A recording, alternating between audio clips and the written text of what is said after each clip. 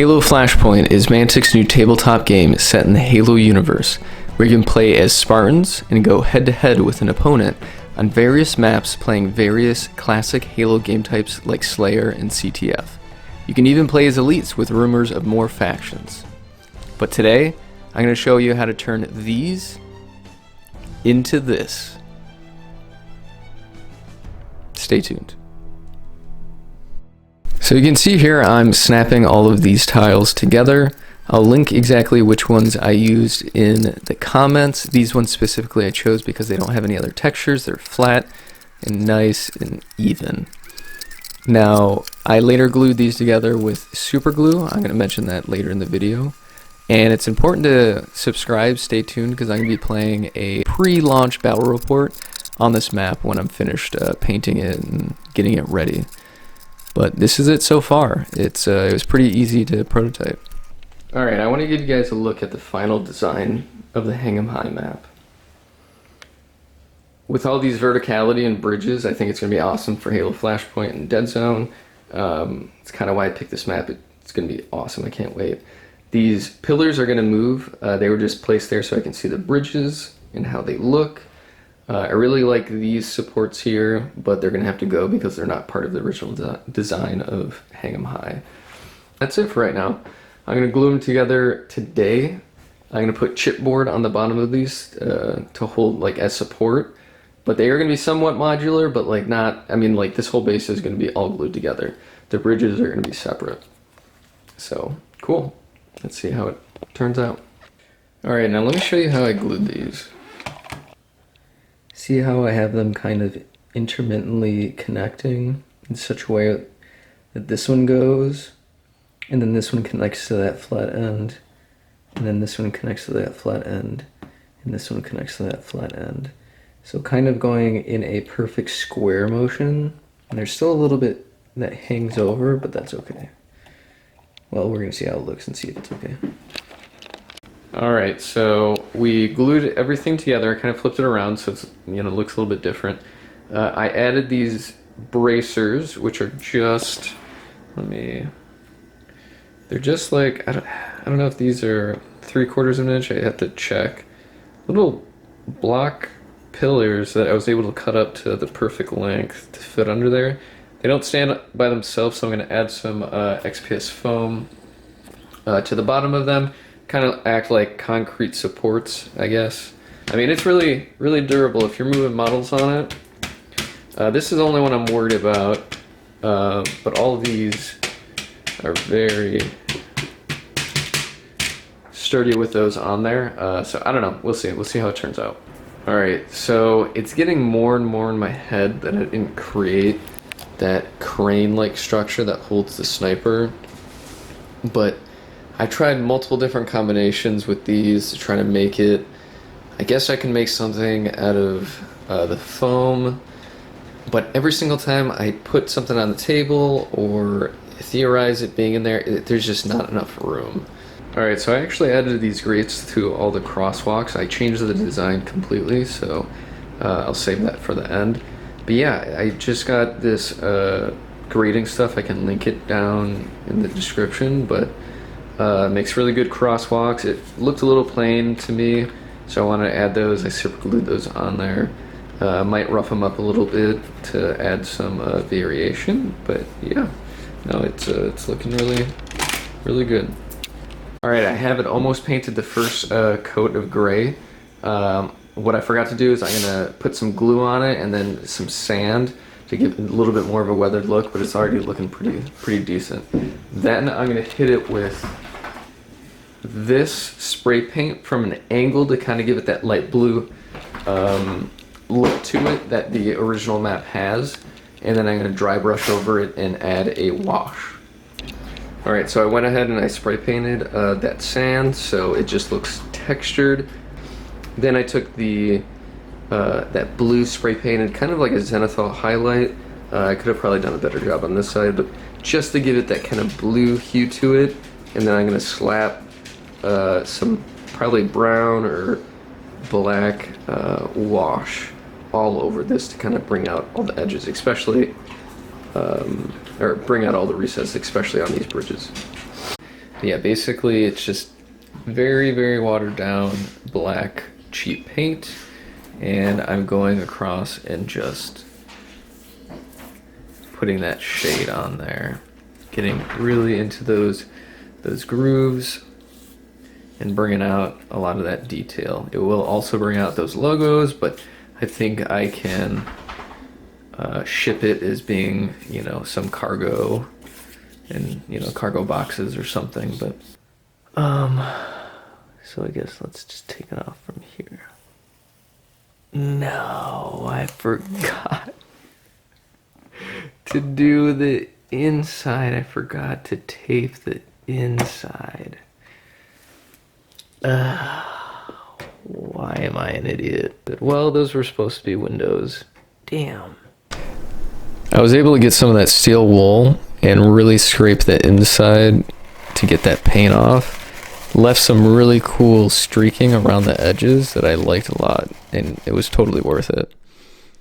You can see in here now that it's pretty visible. I could put a clear coat on there, but I like how translucent it is rather than transparent. So I think I'm going to keep that. Then I dry brush all the edges in white. Yes, I did use that tiny little brush throughout the whole thing.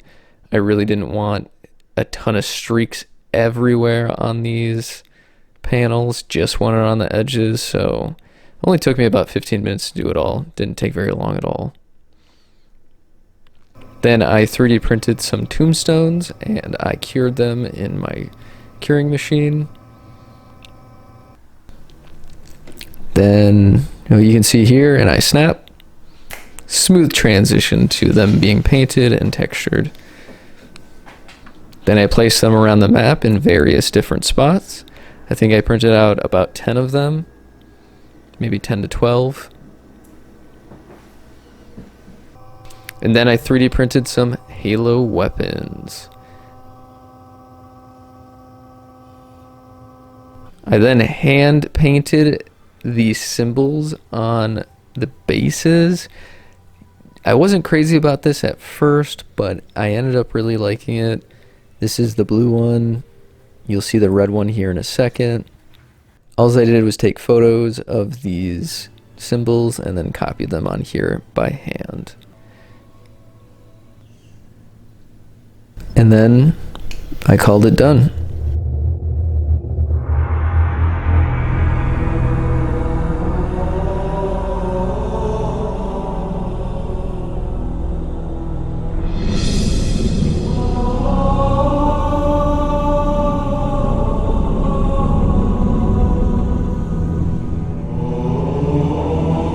Alright, enough of that. Let's take a look at the full walkthrough of this map.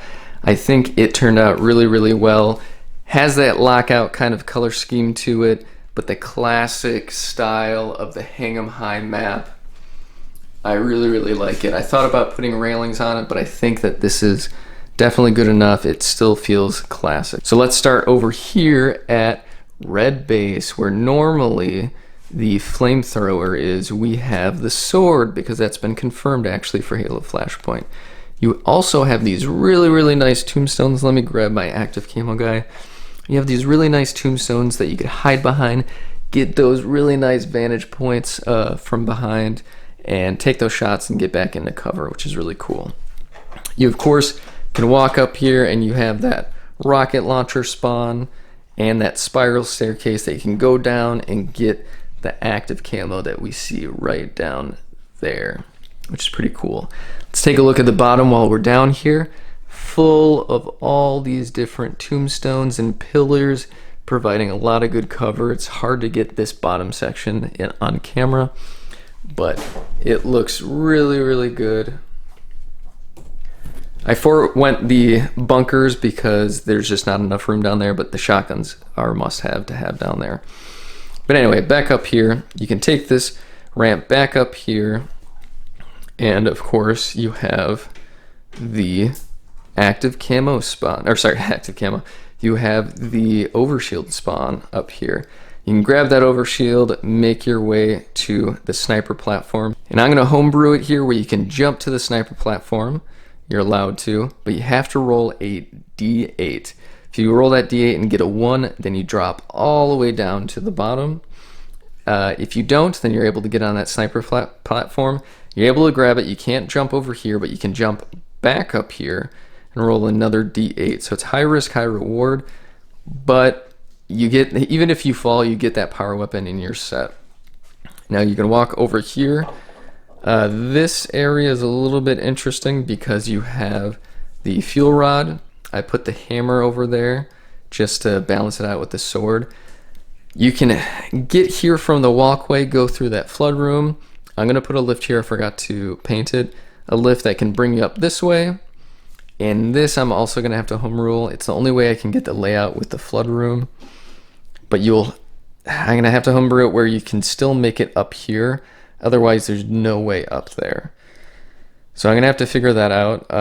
But that's the way it is. I still really like the design, so you can go through that room and pop up by Blue Base. Speaking of Blue Base, you can hang around here and go all the way to the top, getting the highest vantage point in the map.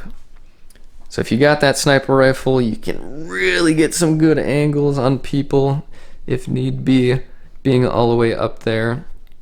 And that is pretty much the whole map. So this is good to mention, this is the only way to get up on this area. I might change some things on it to make it a little bit more accessible on Blue Base, but that's it. Anyway, I hope you like it, guys. It was a lot of fun to make. On the scale of like easy to legendary, I would say this is easy to normal. You just gotta slap those magnet pieces together, paint them up, glue them, and texture them, and you have a really, really cool Halo Flashpoint and Dead Zone map. But yeah, my next project I'm already started working on. It's gonna be a little bit buggy if you catch my drift, but I'm definitely implementing a scarab into this next project, and you're not gonna wanna miss that. So please, if you wanna see more of this, subscribe. This is really just meant to get more people in the hobby.